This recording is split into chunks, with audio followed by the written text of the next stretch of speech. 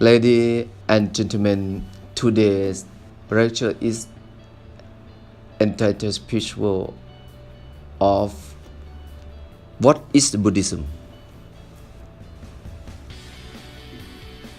I would like to explain about Buddhism to all of you have together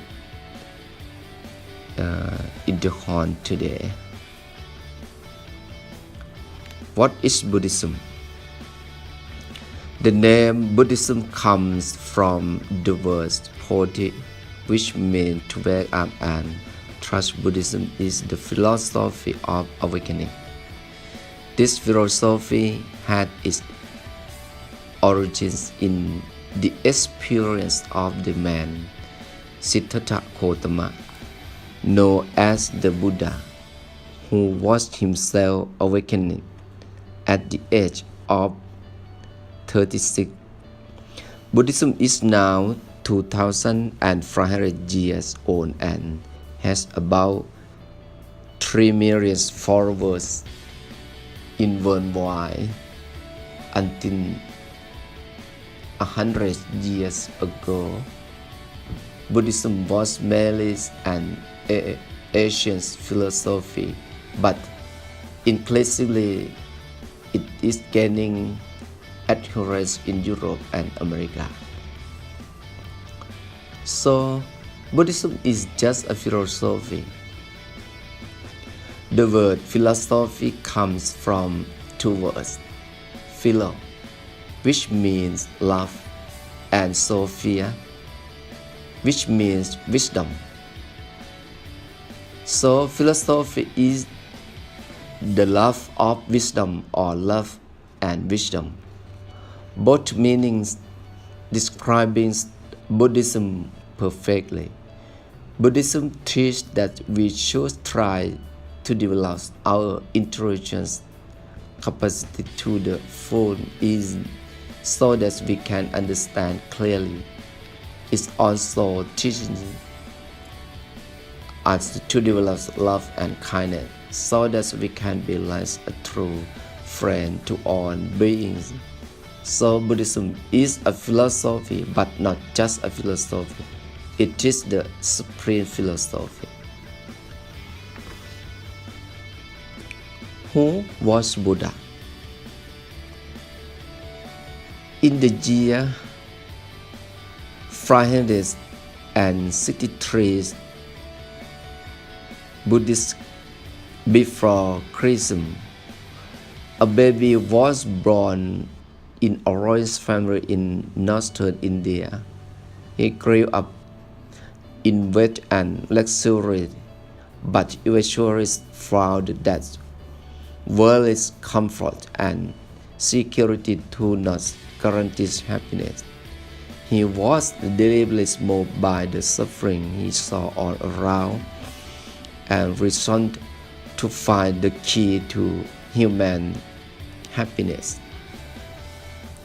When he was 29, he left his wife and child and set off to sit at the feet of the great religious teachers of the day to learn from them. They taught him much, but none really knew the cause of human suffering and how it could be overcome. Eventually, after 6 years study and meditation, he had an experience in which all ignorance fell away, and he suddenly understood. From that day onwards, he was called Buddha, the awakened one. He lived for another 45 years, in which time he traveled all over northern India teaching others what he had discovered.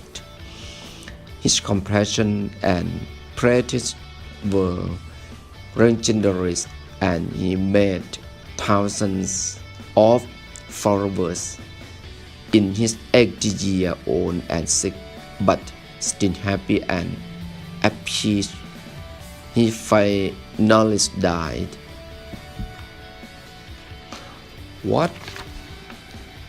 Wasn't it irresponsible for the Buddha to walk out on his wife and child?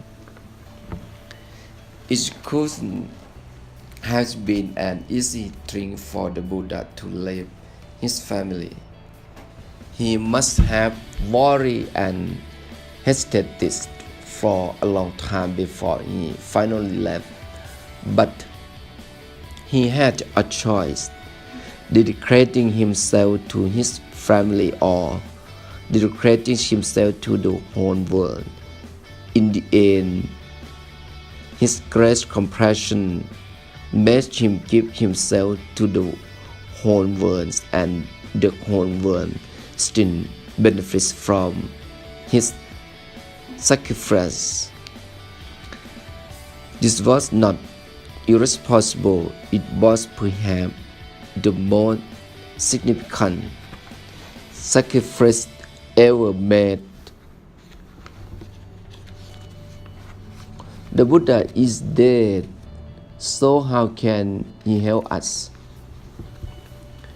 Faraday, who discovered electricity, is dead, but what he discovered still helps us. Louis Pasteur, who discovered the cures for so many diseases, is dead, but his medical discovery still saved life. Leonardo da Vinci, who created masterpieces of art, is dead, but what he created can still uplift and give joy. Noble men and heroes may have been dead for centuries, but when we reach their deeds and achievements, we can still be inspired to act as they did. Yeah, the Buddha is dead, but 2,500 years later, his teachings still help people. His example still inspires people. His word still change lives. Only a Buddha could have such power centuries after his death. Was the Buddha a god? No, he was not. He did not claim that he was a god, the child of a god, or even the messenger from a god. He was a man who perfected himself and thought that if we followed his example, we could perfect ourselves also. If the Buddha is not a god, then why do people worship him? The good question. There are different types of worship. When someone worships a god, they praise and honors him or her, make offerings and ask for favors, believing that the gods will hear their praise, receive their offerings, and answer their prayers. Buddhists do not indulge in this kind of worship.